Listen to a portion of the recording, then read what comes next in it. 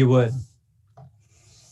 It is, I couldn't come up with a creative title, right? I mean, well, that's kind of creative in a way. I don't know, building transracial families, and we're really what we want to look at today is as with everything in this class, we're trying not to look at things just like the right and wrong and the good and bad, but we're trying to look at what some of the sociological factors and forces are that come into play in this really complicated sociological world related to who we are and how we manage ourselves, how we manage to come into ourselves in the context of the many different cross-cutting groups to which we belong. And it can get really complicated when identity is part of it. And so I've always wanted to do a class just on transracial families and adoptions, but here we are, right? So can you put the first slide up? And just want to show some folks just numbers that we can see what we're dealing with. This is from this organization called Adoption USA. But the numbers in red are the actual percentage of children in the United States. So 56% of children in the United States would be identified as non-Hispanic and white, 14% non-Hispanic Black, non-Hispanic Asian 15%, et cetera, 20% Hispanic, and other non-Hispanic would be people who identify as maybe non-Hispanic white, Native American, people who identify in some way, right, Middle Eastern. I mean, these are, once again, from this class, everything that we talk about, it starts to get complicated. But the numbers on the inside of the circle are the number of children who these numbers were from 2016. So non-Hispanic, of all the children in that year who were adopted, right, then 37% were non-Hispanic white, 23% non-Hispanic Black, 15% non-Hispanic Asian, and so on. So these are the numbers. This is what we're dealing with, the number of people. So next slide, if you could do the next one. So, and the other side is when we talk about adoptions, we're talking about adoptions either in some kind of private domestic adoption, right? This could be through an organization or through individuals in some way. Foster care, meaning that a child first goes to and is fostered in some way by the state, and the state could mean with another family who is somehow paid or recruited by the state or by the government to caretake children before they have an opportunity to get adopted. And then we have our international adoptions. And so those, if you're not, some of you are probably, some people are really better at reading graphs, but the number of children in foster care who are white is 37% versus 35% who are Black, and so on, right? And when we look at international adoptions, the number of children who were, and again, these are 2016 numbers, who were adopted internationally, 59%, almost 60%, or 3 out of 5 are coming to the United States from Asia. All right, so hey, let's bring our guests on and let's see what happens. Let's go. Let's bring all 4. And let's have a conversation. And once again, what I want to do is we'll let me wait till they come on board. All right, hang on. It's all happening. Yeah, beautiful. And you can turn your cameras are on. Just when you talk, you can turn your mic, but you can turn your mics on, but let's just find out who you are first. And we may have somebody else coming on. I'm assuming Joy, right? Ideally. Hey, so Addie, let's start with you. Tell us just in like a minute, so we kind of have a sense of the field of people who are volunteering today. And just what's your story? Okay. My actual name, so I'm adopted from Ethiopia, and I've been here for 9 years. What else do you want to know? And where do you live and who adopted you? And I live in State College, so my mom, she moved like from California. So when she was here, she got a job at Penny State. So she moved here and she actually adopted so there's five of like including me, six of oh, us. wait, I had your sister. Your sister took this class. Yes. Oh, awesome. Oh, that's very cool. Okay. Tell her I said hello, by the way. I will. All right. Okay, so go ahead. Yeah. So you Oh. came to State College. So you have, how many sisters do you have, or how many? I have three sisters and two brothers. And like we all knew each other at the orphanage. So, but we were adopted at like different time, like 3 and 3 years, like 3 years of difference. And wait, so you all knew each other where were you in Ethiopia? On Addis? Yes, there's Yeah. orphanage. It's called like America World, and Yeah. that's where we were. Uh-huh. When did you come here? We came in December 23rd, 2011. Uh-huh. And did you all come together? So it was really complicated because originally like my mom was only gonna adopt one child, and then there was a complication when my brother and my sister came. We came like separately to the orphanage, so there was a complication, and then we were like unadoptable, and then my mom had to like adopt my other siblings. Yeah. So and then we eventually became like in the court case full like went through, and then we became adoptable. So now like there's six of us, but like that's how we knew because they were there and like we talked to them and we were friends before like they got adopted. Oh, that's so awesome, man. Well, there it is. Nice. Well, it's nice to meet you, actually. Yeah. Yeah, very cool. Hey, and okay, Nirali. Yeah, So what's up? Nirali, by the way, is not in Social 19, but applied to be a facilitator for World in Conversation. And the Wink staff tuned me into her and said, yo, you should reach out to her. She's really cool. She'd be good for class today. And so I reached out to you, and there you are. So what's your story? So I was adopted from India when I was about 2 years old. I lived in DC for most of my life. And then when I was about 14, we adopted my sister from China. She was 7.5, so she like has a lot of memories of China. And yeah, that's my experience with adoption. Wow.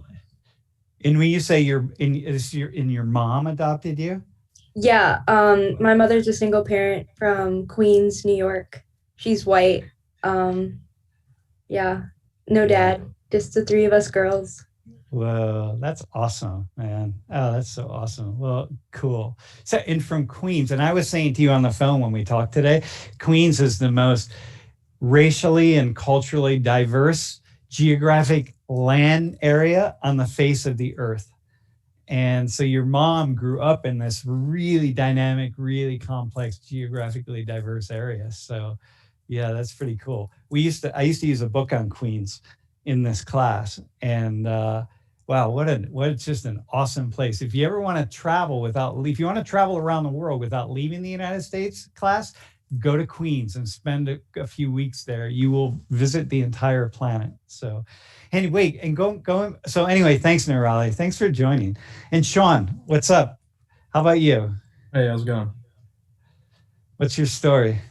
Yeah, so I grew up in, Pittsburgh, what, people would consider pretty normal two-parent. I was the only child.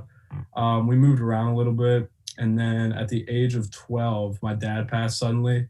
And then because of this, my mom had trouble with that, which eventually led to her passing when I was like 15 or 16.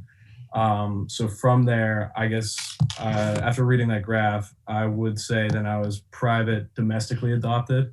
So I was one of those cases. Mm-hmm. And who then adopted you? Who are your parents?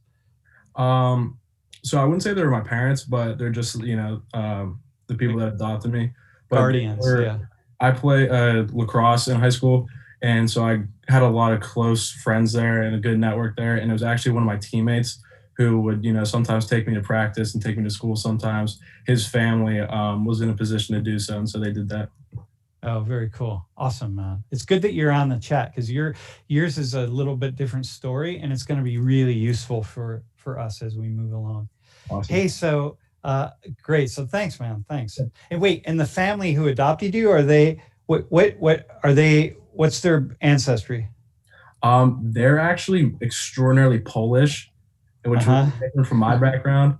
And so like Christmas times and stuff like that and holidays, we would have a really authentic Polish dinners and celebrations, which was really cool to me. So yeah, it was really interesting. Dude, that's like a different world, man. Really? Yeah. Yeah. In your current mom, you don't call her mom, right? But no. Does she clean a lot, dude? Is she always cleaning? Yeah. So no one was allowed in the kitchen because she was always cleaning because she had to cook for all of us, and so she couldn't get in her way. So I'm still thinking of that. I love the Poles, man. Oh my God, that's awesome. Hey, let's go with Katie. Katie, how you doing? Good, how are you? Dude, I'm killing it, man. So we're just telling us kind of a really quick version of your story so that we kind of know where to go with the conversation. So I was adopted from Vietnam when I was 6 months old. So I did do a 23andMe test. I actually am fully Vietnamese. Both of my parents are white, and I do have a sister who's biologically theirs. So I've kind of just had that experience of being a foreign adoption Asian into a white family. Okay, very cool. Yeah, very cool. And where do you live now? Northern Delaware. I'm actually about half a mile from the PA border. Okay, cool. Yeah. All right. Very good. Thanks. Hey, in May, how about you? You are on. So I was adopted from China. Well, both my sister and I were adopted from China. We're not biologically related. I was 6 months. She was probably 8 months. We're about 5 years apart. But ironically enough, our gotcha days are March 21st and 22nd, even the 5 years apart. So my parents adopted me from China. My mom couldn't have kids. They tried for a little while and they got me. I asked for a sister. We live in around like the Miami area, like between like Miami and Fort Lauderdale in South Florida. My mom's side of the family is Cuban, German, Spanish, and my dad's side of the family is Polish, Irish, and just very white. Yeah, very cool. What's your, and of all that food that gets made in your house, what's your favorite food? Arroz con pollo every time. What is it? Arroz con pollo, like my grandma's like Cuban, like chicken and rice. So yeah, every time I come home, that is the first thing and pretty much the only thing that I will eat when I get home. Awesome. Yeah, very cool. Hey, so listen, let's have the first thing that I want to talk about. So the number one thing when young people, and even today, right? When people who are adopted cross-racially, cross-culturally, transnationally, okay, and cross-culturally is interesting because Sean, you're an example of not cross-racial adoption, but cross-cultural. It's like a really pretty serious. If you're like in a hardcore Polish family, you never experienced Polish culture. That's pretty significant. But the number one issue that comes up for people who are adopted is, and this is the elephant in the room in the United States, which is race, which is people's ability and willingness, and they both go hand in hand, to talk about race issues in the United States. That is just it's really difficult for us. So anyway, I won't say any more, right? And the degree to which people do and don't talk about it. So what I want to ask you is, how are race issues and cultural issues discussed in your families?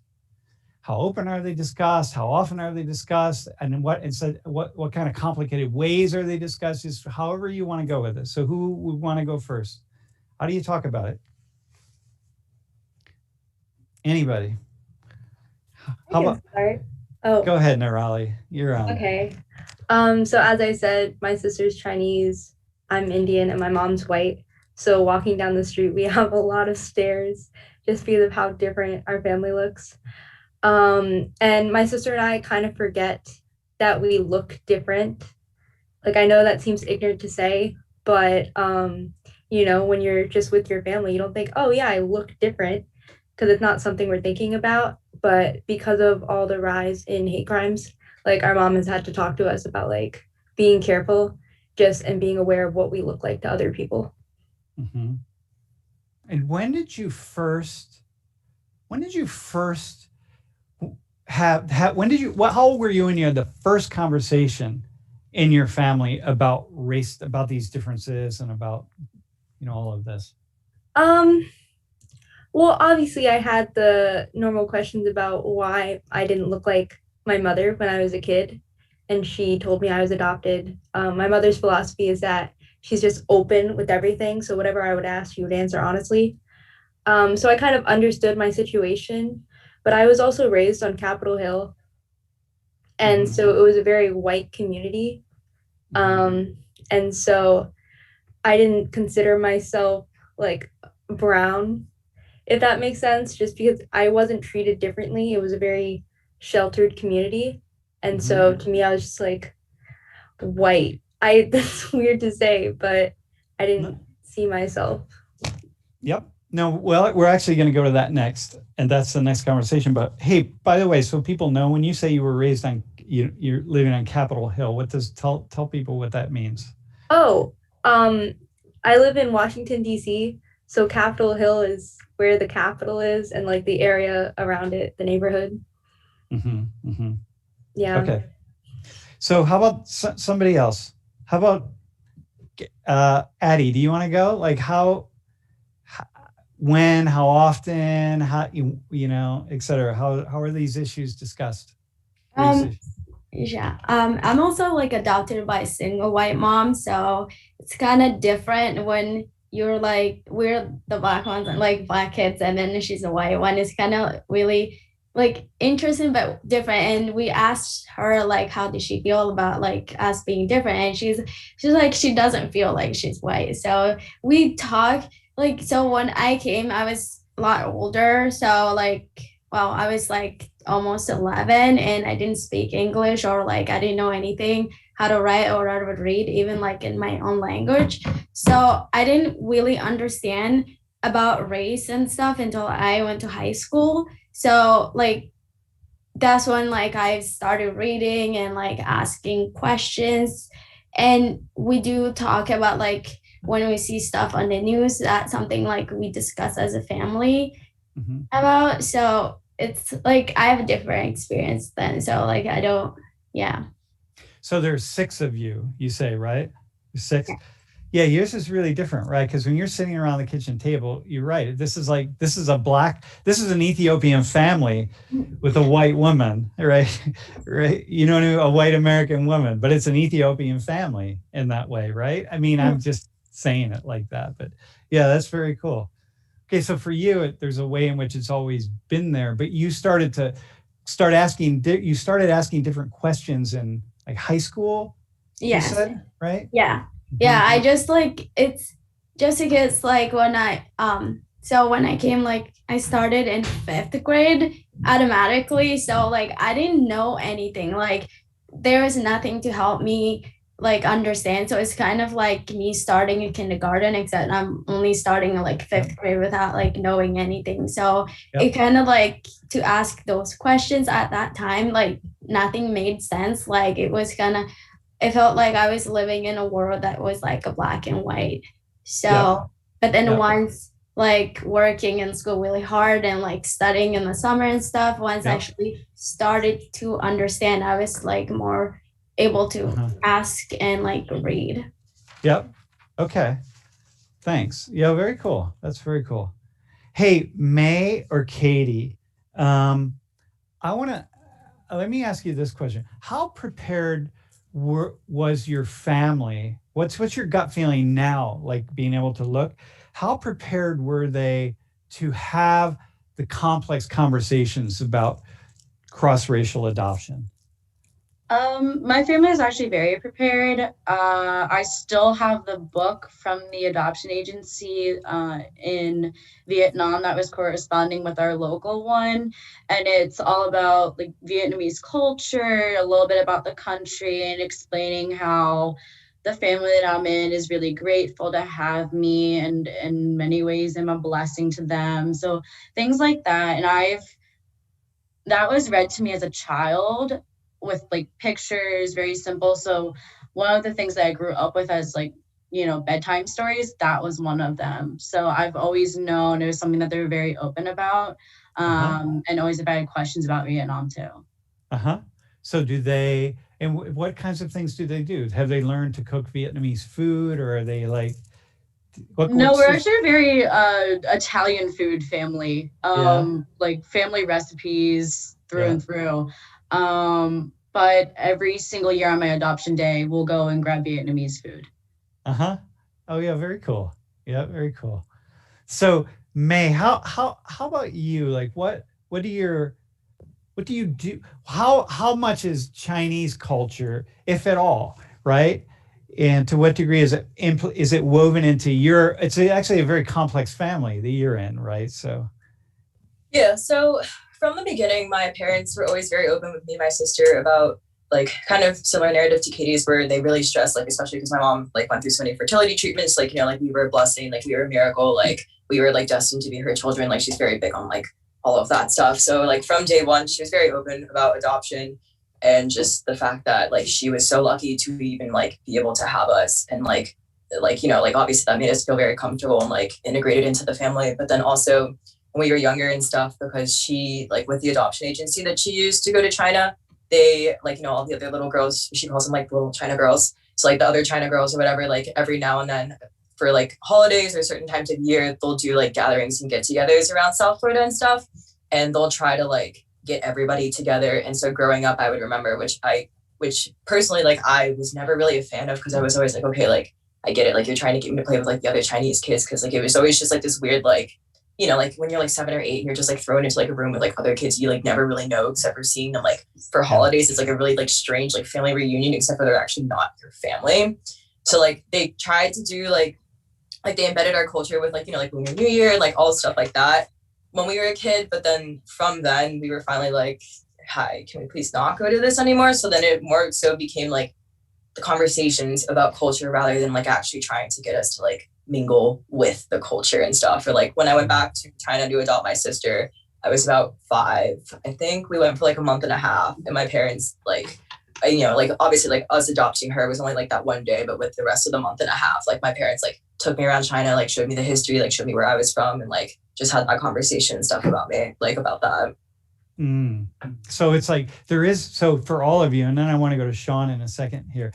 So there's this balance, right? What I'm hearing, and Nirali kind of got at this when you were thinking about, you were talking about kind of seeing yourself as white in some way, but or not thinking about it. You just sort of there's this balance between kind of wanting, if you're adopting cross racially, right, or transnationally, it's like you want to kind of pay homage or something, right, to the roots of this being who is here, but you can't force it on them, right? It has to be, it's a give and take kind of thing, right? So May, I'm kind of getting that from you. It's like, well, we want to kind of hold up your culture, but in a way it's not your culture, right? Your culture is this other kind of Cuban, American, South Florida culture, like, right? Would you say that? Like, yeah, I would have to agree, because like especially growing up in school and stuff like that, like I am absolutely terrible at math, but obviously like at first sight, especially like with kids, like when people look at me, they automatically just assume that I'm either like good at like certain subjects or stuff like that. And like because like my mom made me play violin. It's like, okay, like I played violin, fit the stereotype there, but then also like my math skills are abysmal.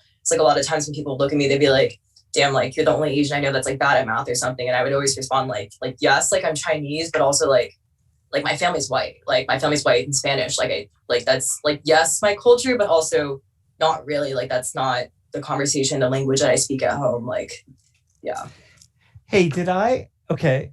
Hey, I want to come back to this in any question, but Sean, for you, how much is so you came into this guardian family later, right? Obviously, and I mean, not that long ago, but how much do they talk about these different cultural, I saw overlays in the household, right? I can say it like that. Yeah. So yeah, being that I wasn't adopted cross-racially or anything, and it was really like cross-culturally, it was really subtly. There was never any experiences that, like sparked discussions about and like learning experiences. So we normally just talked about, what was going on in the world in that respect, and it was really open. But primarily we talked about the cultural differences just around the holidays when they were really prominent, and we would go and see family members for Christmas, and that was really where it came from. It was the grandparents that held a lot of traditions, and being that I was now part of the family, I got to experience that. But when we were within our own home, it was never really um, focused on. It was just kind of like a normal family, if you want to put it that way, normal American family. Yeah. Yeah, it's interesting, right? This would be really interesting. We're gonna in a second, we're gonna go to this question of identity that I'm quite curious about how you're gonna. Do any of you have any idea of of all the adoptions that take place in the United States every year?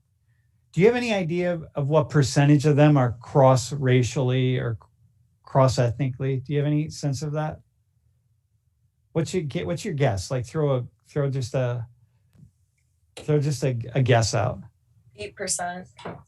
What percent? 8. 8? Nirali, how about you? What do you think? I think like 35 or 40. Yeah. Yeah. It's Katie? 20. Yeah, it's actually 40. So it's actually pretty high. So there's a way in which, that's approaching half, which means for the four of you, so not Sean, but the four of you, it's actually you're not really in this very tiny minority. You're actually 40% is that's 2 out of 5, right? So that's pretty significant, and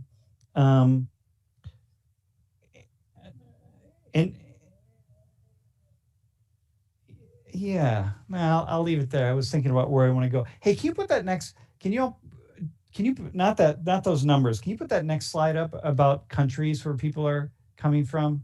If you all look at Twitch, if you look at the live stream, you'll see this image is about to go up, and it's kind of it's a cool. I just want to talk about a couple of things, and then we're going to come back. But this one is the number of international adoptees, to the United States. This is actually not Adoption USA data. These are data from the U.S. Department of State, by the way, just so you know that. But in any case, so it goes from 1999 to 2016, and as you go over, you start to see the countries where people are coming from. So like South Korea was many young people came from South Korea, and that's really declining tremendously. And then there was a real push. So for you, Addie, in the early 2000s, about when you came, that's when the number of people coming from Ethiopia is really at the highest, and now that has shrunk tremendously. You can see, and actually look at how kind of we peaked in about 2007 or 2007 was about the peak of the number of international adoptees. I mean, almost 25,000, and now we're back down to a little over 5,000. And look at how Russia, there was a huge push in Russia at the fall of the Soviet Union, and then that radically changed. Hey, so go to the next slide. Also, I want to show you something that I think is really interesting. So what this is it's showing here the percentage of boys and girls. So if you go to 1999, 36% of all international adoptions were boys, and 64% were girls. And for the first time, as things have changed, for the first time, we see that shift in 2016. Boys were the majority and girls are the minority, and boys have continued to be the majority of adoptees. And that's really been pushed or been influenced by this rise in the number of boys who are Chinese, who are coming to the United States or being adopted out of China. And so just so you can read this, so this white line is the difference between boys and girls, and this right in here, this dark yellow and then this dark blue, these are all student or young people that are coming from China, and then up here and down below is everybody else. So does anyone have a sense of why? We can come back on. Yeah.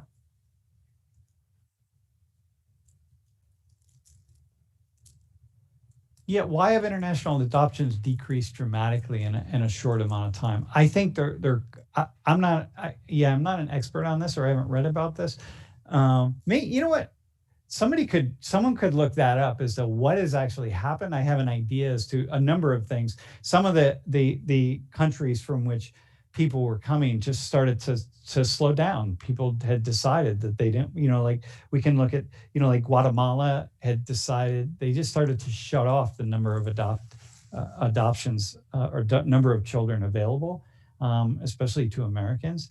Russia started to close off the number of children available. China started to shift that a little bit, although they started to shift it and then it's grown again. So yeah, that's a really good question. I don't know, but we have the number of boys coming out of China. So China had, just so you have a sense of this, China had this one-child policy, and as a result of this one-child policy in China, meaning that the Chinese decided, listen, if we don't curtail, this is going back 40 years, if we don't curtail the population growth in China, we're just going to have an absolute disaster on our hands. So what we're going to tell people is you can only have one child. Well, then because of the nature of how inheritance happens in China, and this happens in many places of the world, it's the oldest boy that has to take care of parents. And therefore, people decided, look, if I'm going to have one child, it's going to have to be a boy, because who's going to take care of us? Because if we have a girl and the girl goes and lives with her husband, and then then they're going to take care of the husband's parents, but nobody will take care of us. And so everybody was really leveraging whatever they could do to leverage that they would have boys instead of girls. And then as a result of that, we have this huge population explosion of boys in China. And there's a significantly large right now population of young men in China who will never find wives. They will never get married. But, if you're gay and you're a boy in China, you're killing it because you got lots of potential partners. But if you're not gay and you want to have a woman, and you want to get married to a woman, then you really are there. There are millions and millions of young men in China who will never ever get married. They will never find a partner. So one thing that happened was that transferred over into lots of young boys, lots of boys. It continues at some level. It's not a one-child policy. They stopped that, but a growing number of boys then who come up for adoption in China. Anyway. That's where that is. So let's come back on the screen. And I actually want to talk about identity for a second in a different kind of way with you all. So there's this thing in psychology and sociology, is this way we talk, we all form our identities in some way, right? Like who am I? Like I'm walking through the world and I am making sense of my life, and my identity is being shaped by my family around me, by the people who I meet, by the socioeconomic status or demographic characteristics of people around me. It's shaped by my personality. It's shaped also by the way I think other people perceive me to be. So if I look a certain way, or if I speak a certain way, or if I act a certain way, other people will perceive me, will view me in certain ways, and then I will take that on as my identity. I become what other people see me as. Okay, and so this is there's this term that we use, this way of framing it as the looking glass self, right? I am what I see in the looking glass. And so for people who are adopted, this is really, really important, because you have a different looking glass than lots of other people. So I want to go back. I want to start with Nirali in this question that you kind of raised this thing about not really seeing yourself as brown, and not really seeing, it's not so much you didn't. So tell me, like, is it that you saw yourself as white, or you just didn't, it was like the default, white was just like the default because that's what your mom was, and so you just didn't really think about it? Or how is that? Like, well, I thought about it a little more while you were talking, and it's more that I just didn't think of what I look like, because my family, not only my immediate family, like my sister and my mother, but my extended family, we have people from the Dominican Republic. My cousin married an African-American woman, and they have a mixed baby. What else? Like we have a French Caribbean Islander in our family. And so it's just really diverse. And then I was raised in DC, which is also a really diverse city. So I'm just used to seeing like people of all different sorts. So to me, that wasn't like something unique. But it's definitely when people ask me like, oh, what culture are you? I don't really know how to identify because I can't really say Indian because yeah, I was born there, but I don't like have a connection personally. And I can't say white because I don't look white. So it's like definitely a weird balance of where do I fall. So you're all around in this way. So hang on one second. We're gonna hit pause. We're doing the second top hat. We should have done it a while back, but Niche, is it ready? 15 seconds?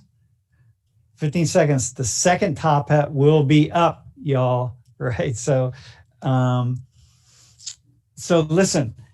So you start us in this place of the kind of the complexity in this way. Kate, I want to ask Katie here. So I've had either Katie or May. I want to ask one of you. I've had students who have been adopted, who will say, I've always seen myself as white, as a white person. They were adopted by a white family, grew up in white culture, in a white neighborhood, white community with white people, white friends. And I said, like, so how do you identify? And they say, well, I identify as white. I see myself as white. Can the two of you, can either of you speak to that? Do you understand that? I really feel that. That's kind of my life to a T. I'm in many ways jokingly like the basic type. You know, I enjoy getting my Starbucks every morning. Like I get my latte. I don't think that I've dressed any differently than other kids at school. And I went to a fairly predominantly white school. I was in a suburb. So it's really hard because a lot of people will ask me about Vietnamese culture. They'll ask me about like, the food. And I have really like no answer for them. But when people ask me what I am, I do tell them Vietnamese or I say Asian. And when I check the little box on standardized tests, I do say Asian. But yet when you look in a mirror, who do you see? Like, what do you see? It's hard because I see myself physically very Asian. I have a lot of Asian physical attributes, but when it comes down to how I was raised, what made me who I am, it's predominantly white culture. So I don't really have a definite answer on it because in some ways it is a mix of both because being adopted as Asian is to me something really important in my life. Yeah. And that's the thing. Have you ever had people tell you should see it some way or you should think about it another way or something like that? Do you have people? Not really. Cool. The biggest, like, most common joke that I've gotten is, oh, so you're the basic white girl of your group, except you're not white. Yeah. That's probably the main one. So like at Penn State, you could join a white sorority and you'd be like, okay, you'd be fine. Would you be comfortable joining a white sorority? Actually, my letters are right above me right now. I didn't even notice. Oh my God. Okay. Yeah. How about going, like if there was ever like there's a Vietnamese student association here at Penn State. Would you ever imagine just going to a meeting? Not really. I feel like I don't necessarily belong there in the sense that I don't know anything about Vietnamese culture. Yep. And I don't think you, by the way, let's be really clear about this. You're in this class, you get a sense of it. I don't have any sense that anybody should do one thing or another. I think other people have opinions about it. And I don't know why you would have opinion about it because each one of you, including especially Sean, like y'all have different experiences. And that's what's really awesome, that there is no should, there is no one way to do it. So Sean, have you started to identify with Polish culture at all? No, not at all. Yeah. Do you like the food, dude? You must like the food. Not at all. Oh, seriously? Like kielbasa, gołąbki? It actually is some of my least favorite food. Oh, damn. Do you tell your guardian mom that? Or she doesn't like it either. Awesome, dude. She's too busy cleaning the kitchen to match. She doesn't even care. Like she just wants a clean kitchen. All right. They're also, but how about from both your parents who died? Like, what was your previous culture? What is your culture from your birth parents? all I was really told is, you're mostly German from your dad and you're mostly Irish from your mom. And there's never like any deeply rooted traditions or cultural aspects that we really took upon ourselves. Like from my understanding, I think my great grandparents were immigrants. And then from there, I had a big family on my dad's side, none of which really had deep rooted connections to, German culture. Same with my mom's side, nothing really Irish. So kind of just basic white guy. So you're this guy who is kind of out there. Yeah, you're a little bit of everything, right? Like you're very similarly, right? Like you just you're gonna float through the world and kind of pull from different places, right? Yeah, that's cool. Hey, May, how about you? Like, when you look in a mirror, who do you see? When I look in a mirror, physically, I see like Chinese and I see Chinese features, but I don't know. I feel like being an Asian American, I'm definitely on like the more advantageous side of like Asian minorities like typically don't it's like a different type of discrimination. And like, I don't know, I feel like personally, like a lot of times in public, I will get people who are Chinese or whatever, like walk up to me and either start talking to me, or like if I'm in an airport, or like they'll ask me for like either help or directions or something. And I always feel like, I don't want to say uncomfortable because like I want to help, but I always I'm just at a loss because I wish that I could help them, but that's not my culture. And, because my mom, like growing up at home and stuff, like through the house and like through the family on my mom's side, we would always speak Spanish. Like I am way more fluent in Spanish than I would ever be in like Chinese or anything. My mom tried to get me to learn Chinese when I was younger. And like, to me, almost like, especially if I speak Spanish to somebody, or like if I'm like walking down the street, or if I hear that somebody needs help, or like if I were to like speak to them in Spanish, and like the reaction that I get like from that as compared to when they come up to me and like they try to initiate that conversation, obviously like something that isn't my language, like, I don't know, like, so when I look in the mirror, physically I see Asian, but just because of the culture that I grew up in, like that's pretty much like where I think that stops for me. Like I was so immersed like within like my mom's like Spanish culture and just like the other cultures and stuff like that we had both like, in the area that I was growing up in, like within the household immediately. So, yeah. So but really in a way, you're more Latina than you are Asian. On college applications for ethnicity and stuff, I will put race, Asian, ethnicity, Latina, or like Hispanic. Yeah. That's what gets really complicated, right? That's really fascinating.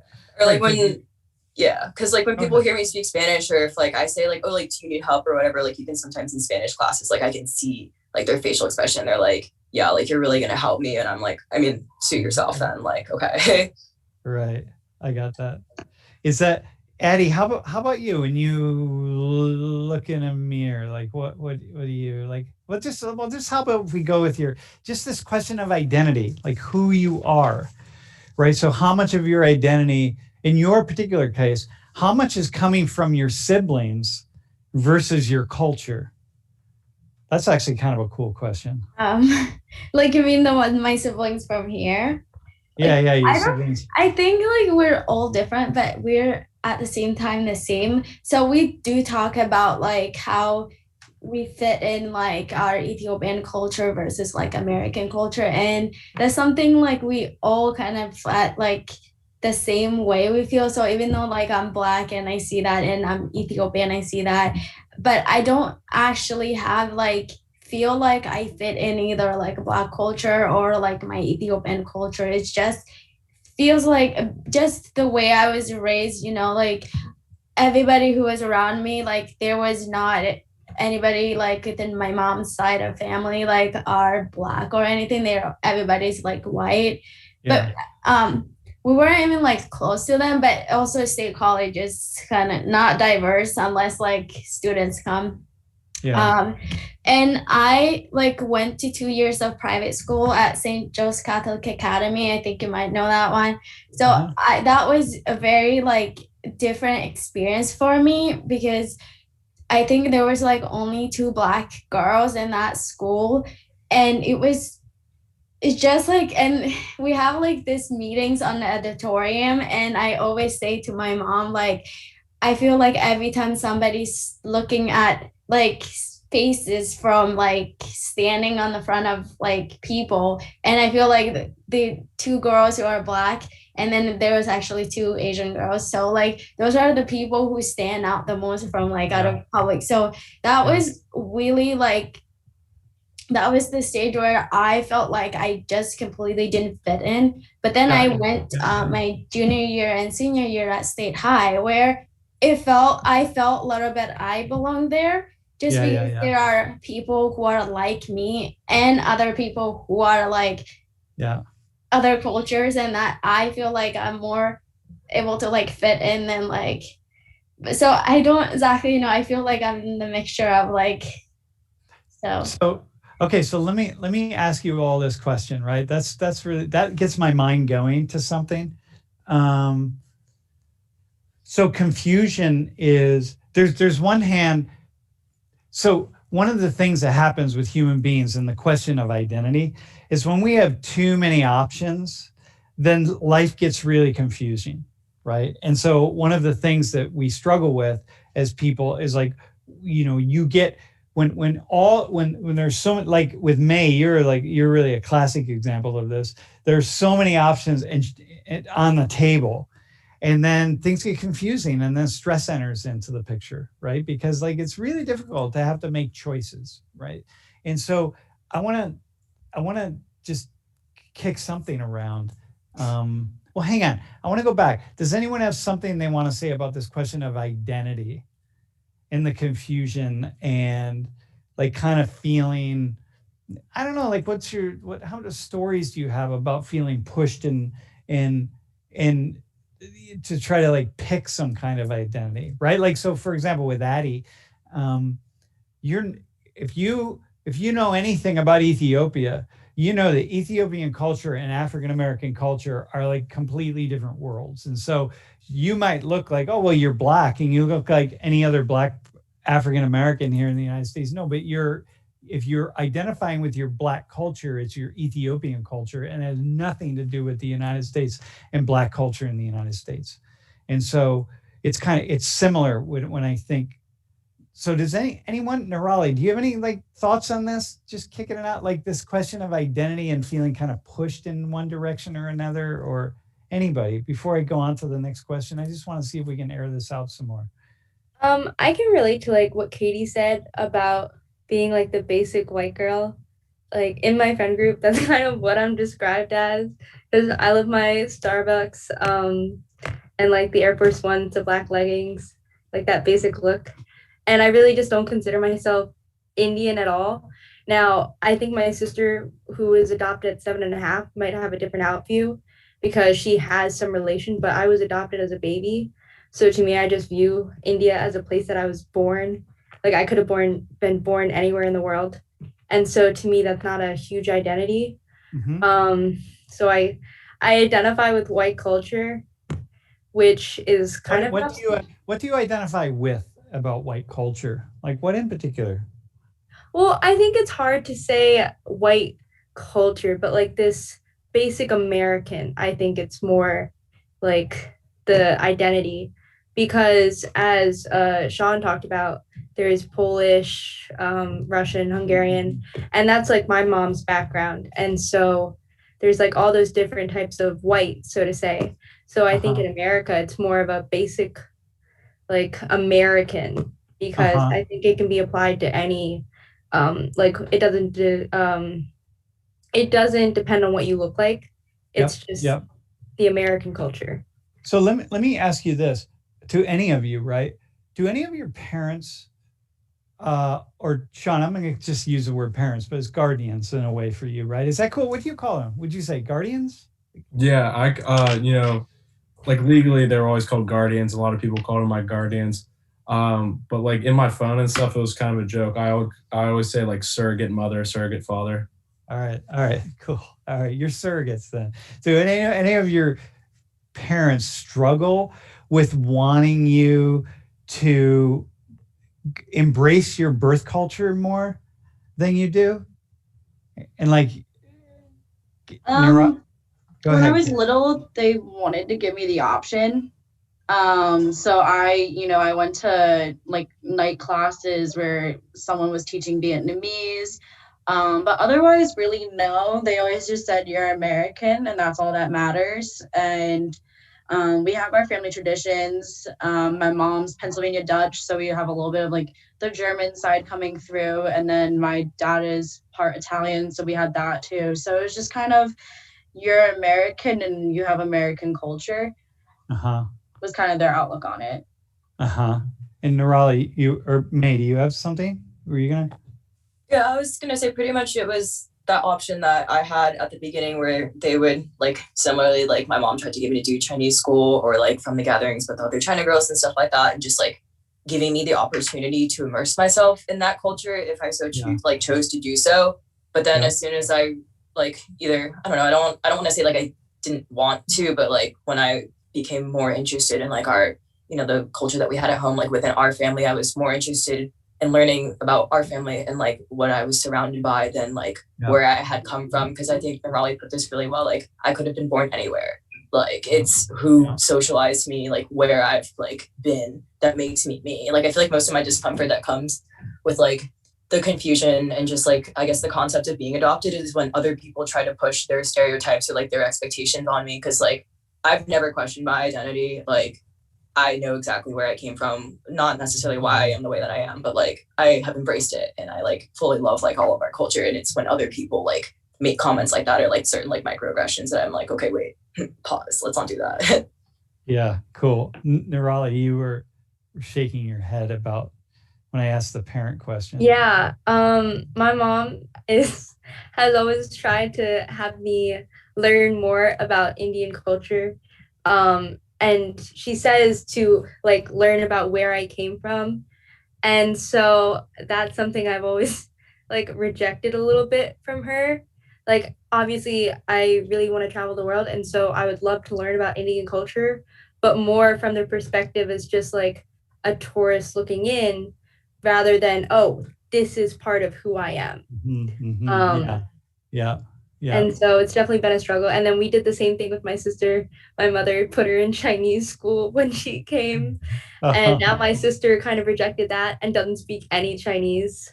Oh my God. And she was fluent in Chinese when she came, right? Yeah, she's in a Chinese immersion school now. Oh, yeah. And she regrets it. She definitely regrets not keeping her language. Yeah. That's the thing, right? Sean, how often do your surrogate parents talk about your birth parents? And this is our last question, and then we're going to do the third top hat, by the way. Yeah, it's on occasion. I mean, they knew my mom personally because my mom was still around at the time. And we actually went over, and I didn't mention this, but half the family is also very Jewish. So during the holiday times, me and my mom would actually go over to their house and we'd have like, an authentic Jewish dinner and stuff like that. And they would cook for us and, do that tradition. So whenever it gets brought up, it gets brought up, but it's not really something that you force or, you avoid. It's just kind of, it is what it is. Okay. Yeah, it's very cool. Hey, y'all. Okay, so here goes top hat. It'll be up in about 15 seconds, right, Nish? 15 seconds. Okay, so y'all listen. I want to talk about something really fast. I want to see if you could enlighten us a little bit. So one of the things, and this seems like this is not part of the experience for any of you, right? But I want you to help us to understand something. One of the things, the reason I started out this question, or I started out with the elephant in the room question and asking you about how often your parents talk about the issues of race and culture and ethnicity, is because when we bring kids who are adopted into a room and you ask them about their lives and what they struggle with and what they're happy about, almost across the board, the first thing that people will start talking about is the fact that their families were not open enough in talking about the issues. They weren't prepared. Even in the modern day, even today, when anyone who's doing cross-racial or transracial or transnational adoptions, that is such a big issue. But people are just so unequipped to talk about the kinds of issues that need to be done. First off, just raising a child is difficult, but then raising a child where these other layerings of issues and struggles really are on the table, of identity struggles and identity questions are really, really big, and it's very difficult to do. You have to be very thoughtful, right? So what I want to say to you all is, and again, this doesn't, you all seem to be in a very different place, but the Journal of Pediatrics came out with these data that in looking at adopted kids compared to children who are adopted compared to children in their same family who are not adopted, who are biological children, and children who are adopted are 4 times more likely to attempt suicide. Okay, because of the struggles, right? Like, just life is a struggle for everybody, but there are just so many layerings of identity that it's just really hard to find oneself. And we know that people who are really grounded in their identity and really comfortable in their identities are the people who feel really grounded in life. And so when people are not grounded in that way, then, then life is much more difficult. So I want to ask you, what do you think about that number is there, that children, so compared to birth siblings, children who are adopted are 4 times more likely to attempt suicide? Like, can you shed light on that, why that would be true?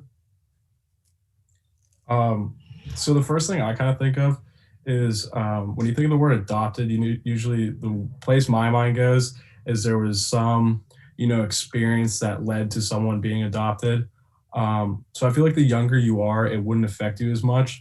For example, it seems like we've had people here that were adopted at a very young age, and that's kind of why they don't connect culturally with where they were originally from. So they may not, remember or kind of think back to what experiences led them to getting adopted. But like for me personally, I was 16, and so it's like I already had a lot of life experience by then, and I was old enough to kind of understand, what was going on in life. And that was really hard. So I could really see how that number came into play in my situation, just because, if you told other people I was adopted in my story and then you threw out that number, I don't think anyone would be surprised. Okay. So somebody else, who can shed some light on that?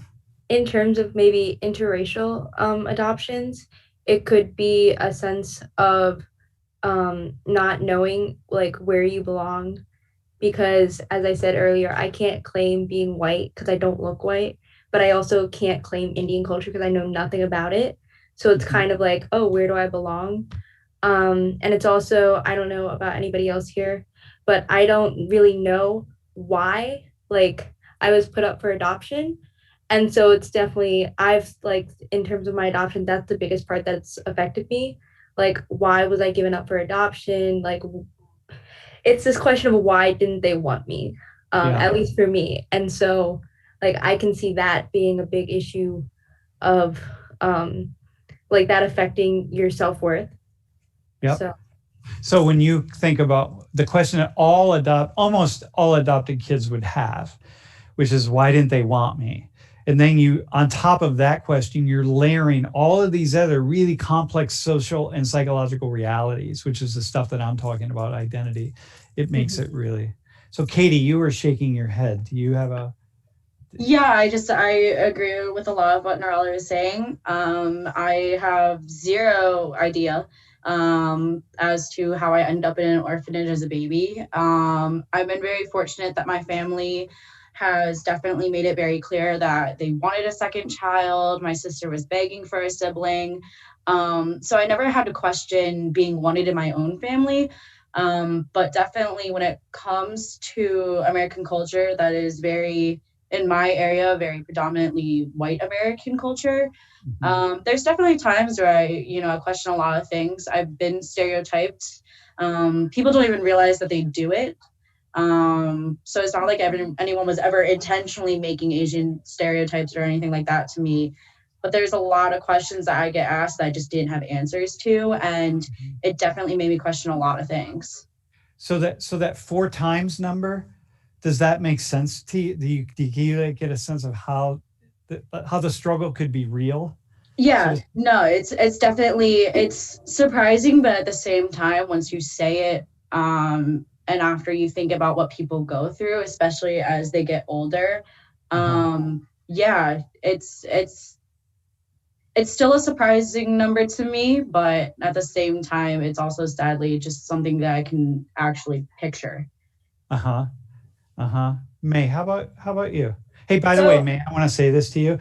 Yeah. In my class over the years, I would say at least half of all Asians who ever raised the question about whether they're good in math, half of all Asians say they're not good at math. So people have I'm not alone. That makes you feel a lot better. Ancestors, biology. You can feel you're actually it's probably the bad side of the gene pool, then it's fine. They're all good. I was gonna have to say, so I think from like with being in the orphanage, like I did get the story of how I ended up there. Like they found me, I think it was like in front of a fire station, like a little basket, and then they took me to the orphanage.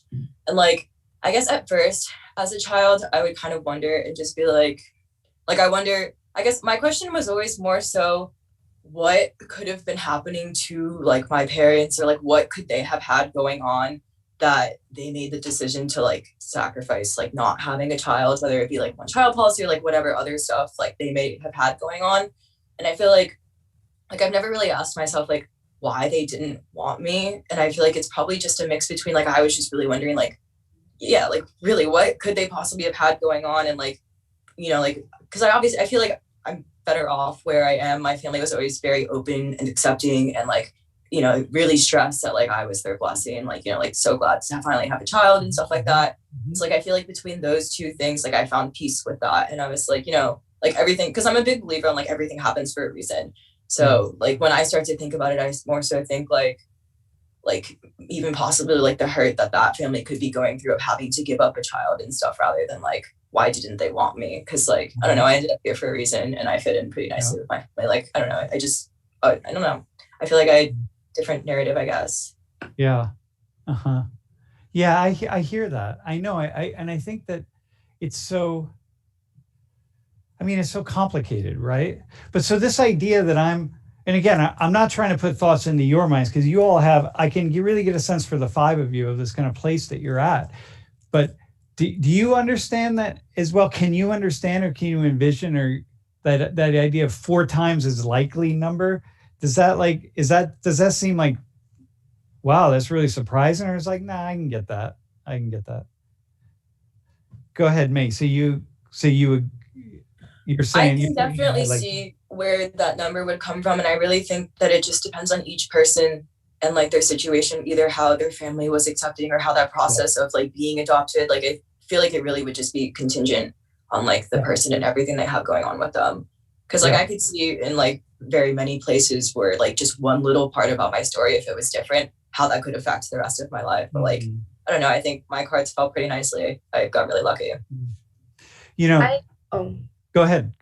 Yeah. I think it also depends where in the United States you ended up, because I was adopted to a city, which is so diverse. So my family looking different was like, yeah, we got some looks, but it wasn't like I was the only brown person in the city. And so I was seeing other people who look like me. But I think, like, I don't want to speak for anybody else's experience, but I think if I were adopted into a rural town in Midwest United States, which was primarily white, I would definitely have a lot more issues of belonging. Yeah, belonging. Yeah, rural Pennsylvania, right? Again, as Addie said, like State College is actually pretty brown when students are here. But you know, like, hey, so let me ask you that. By the way, the reason I put that out there, I mean, you know, Social 19, they're you know, it's a class in thinking. It's a class in thinking outside the box. It's a class in lots of things. But also, there are also lots of PSAs that I like to do. You know, sort of public service announcements of sorts, right? And I think that's a really important PSA. Those are the kinds of numbers, that statistic that I just gave. Those are the kinds of things that really matter. it's important for us to think about and reflect on, that I think really it has value, you know. Hey, I want to ask a final question. I want to go around, and we're going to do our last top hat right at the very end of class, by the way. So, and maybe everyone just take like 45 seconds or so. Like, if you could say, so this is a platform now, like as people who have been adopted, right? And what do you think people need to know about? What would you like people to know who are like, like in Kate, you have you're in here, like when you meet friends at Penn State or meet friends anywhere or whatever, like, what do you think they need to know? What would you like them to know from your experience? I mean, I know that people don't try to stereotype or judge. I know that people don't go out of their way to do so, but I think everyone, when they look at someone, they try to kind of find what they would have in common. And I just think people should realize there's more to someone's life than what stems from how they look culturally. Because if you want to talk to me about Italian food and cooking, I would love to. It's something that I have so much experience with because that's what I was raised on. But a lot of people wouldn't have guessed that. So just to realize someone's past isn't always what you think it's going to be. Yeah, got you. What's your favorite Italian dish, by the way? I mean, we have a family red sauce, but every Christmas we do family lasagna. So yeah. Dude, all you need to say is you have your own family red sauce, like that's it, right? And do you call it gravy or do you call it sauce? I call it sauce, but my brother-in-law calls it gravy. Yeah, lots of Italians. Hey, May, what's one thing, and then May, or go ahead. May, do you want to do it? Like, maybe I'll ask you, May, what's one thing you really don't like people to ask? How about that? The thing that really gets me, which is I feel like the most common question that is followed up with, after you say you're adopted is, so do you want to find your, like, have you ever looked for your birth parents? And that's the one that really gets me.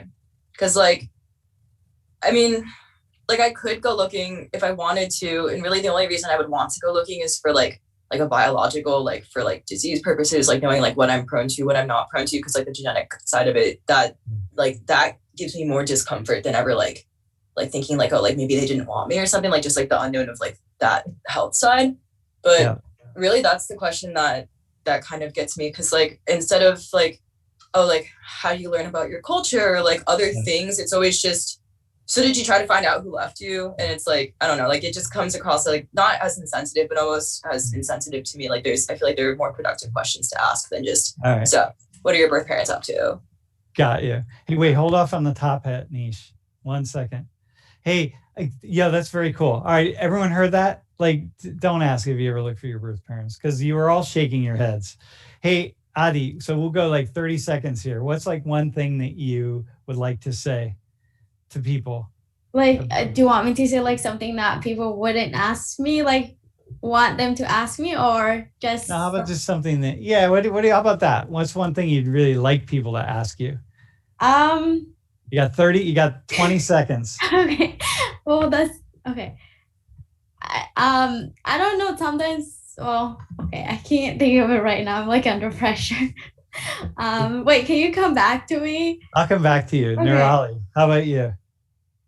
Oh no. I mean, the biggest thing is just I would rather somebody try to get to know me, like as a whole. I think Katie kind of touched on this, rather than like, oh, you're brown, you're Indian, so you must know a lot about Indian culture. Because if you ask me anything, I would not know. So it's the complexity. So it's that complexity of the piece. Hey, top head's going up right now, but Sean, how about you, man? What's one that finish with Adi? Yeah, so kind of going off what May said, I'm also a huge believer in like everything happens for a reason. And I feel like when people say, or you tell people you're adopted, it has like some huge story behind it that you would want to change and your life's tragic. But to be honest, I feel like, like I said, everything happens for a reason. And I feel like it's really important that it seems like a majority, if not almost all people that are adopted wouldn't change anything that happened in their lives because, one, it made them who they are today. Two, they don't know their life without being adopted. And three, it seems like a lot of people just don't really care, what their life would have been like before being adopted. Like for me personally, it's kind of hard to imagine, but my life changed a lot for the better when my parents passed. It was a really hard time, but it was definitely for the better, despite how hard it was. And I truly wouldn't change any of it. Yeah, that's cool. Right, that's very cool. That's like me wondering, like, whoa, what would my life be like if I was born by if those people over there were my parents? Like, what's the point of asking that? Yeah. Adi, do you have one? Yes. I would like if somebody want to ask me, I would what my life was like back in Ethiopia before I was adopted and like how that has changed and like how that has changed my view about like the world and what it's like. I don't know how like my life just has changed. Cool. Yeah, that's cool. I like that. Hey, listen, you all. I don't know. Did you get the message about Nirali, you went through the TA process last. Did the rest of you apply to TA at all by chance? The World in Conversation? Are you going to? I was going to, but then I got scared. I don't like to like be in front of like people. No, you don't have to be in front of people. You like Katie and May. Have you thought about it? Hey, by the way, we can end class here. But I do want to say, but you all stay on Zoom. We're gonna end class here. You should have done the last top hat. It should be good. And we'll see you next Thursday. Next Tuesday next Tuesday and Thursday we're gonna have two really good classes. But I do want to remember the issue of applying for World in Conversation. So be well. Have a safe weekend. Happy Easter, and hope you all get some like chocolate eggs. Hope you get enough. And whatever you do on Easter, I don't know. What do you do? Open gifts? Walk around in people's houses. I think you do egg hunts. All right. Do you have turkey or something, or turkey and stuffing? No, that's Thanksgiving. Oh, what do you do on Easter? You can guess. Ham. I don't know. Whatever it is, like give little cards and with hearts on them. No, that's Valentine's. All right, whatever it is. All right, be well. Happy Easter. Okay, class is over, right? Okay.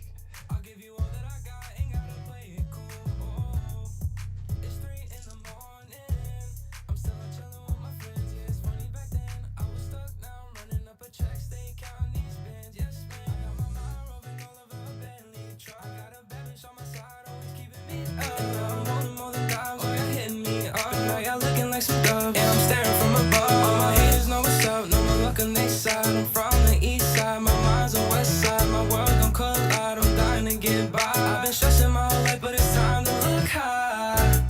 Gonna see me move the charts now. I had a really bumpy start, but it's all about the heart. No more weak shit, just put it in drive. We gon' kick it till the weekend. Baby girl, would you ride with me? Would you die for me? I don't like being alone, but would you cry for me? My baby, honestly, I've been down the road. I'm always all on my own. Do you got time for me? Cause I got time for you. I'll make you comfortable. Yeah, I'll sing to you. I wanna make you my boo. I wanna cherish you. I'll give you all that I got. Ain't gotta play it cool.